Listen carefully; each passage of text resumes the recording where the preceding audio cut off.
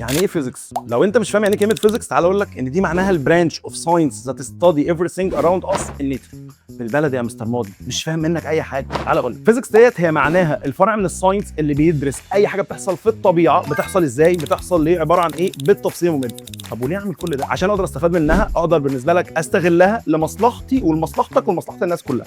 وهو دوت المفروض معنى كلمه فيزيكس. مستر انا بسمع ان انتوا كفيزيكس ماس جوه ساينس ونفخ بقى وحوارات كتير. باشا الكلام ده كله مش موجود، الموضوع كله ايزي، الموضوع كله بالنسبه لك مبني على الفهم ان انت بتدرس دلوقتي حاجه موجوده في الطبيعه عباره عن ايه. تعال نجمع ريليشنز مع بعض في الحته دي، هتبقى فاهم يعني ايه كلمه فيزيكس. طب عشان انا اقفل الفيزيكس واوصل فيها في الفول مارك اعمل ايه؟ هنشرح حصتين في الاسبوع باذن الله، الحصتين شرح وحل، كل حصه في جزء شرح بعديها حل كتير جدا جدا جدا من كل المصادر اللي عندنا، امتحانات كل حصه، عندك سيمي شامل كل 4 حصص، عندك شوامل كل 8 حصص، بنبلغ طبعا ولي الامر اول باول، غيابك، حضورك، درجاتك في الامتحانات، كل الكلام دوت معاك تيم اكاديميك شغال معاك 24 ساعه في 7 دايز بير ويك. وعندك بالنسبه لك كل الكلام دوت احنا ان شاء الله مصورين لك فيديوز كتير، هيتس اند تريكس، ريلز، عندك بالنسبه لك فيديوز المنصه، عندك فيديوز يوتيوب عشان نكفر معاك everything بالنسبه لك كل مره، عشان ان شاء الله توصل معانا الفول مارك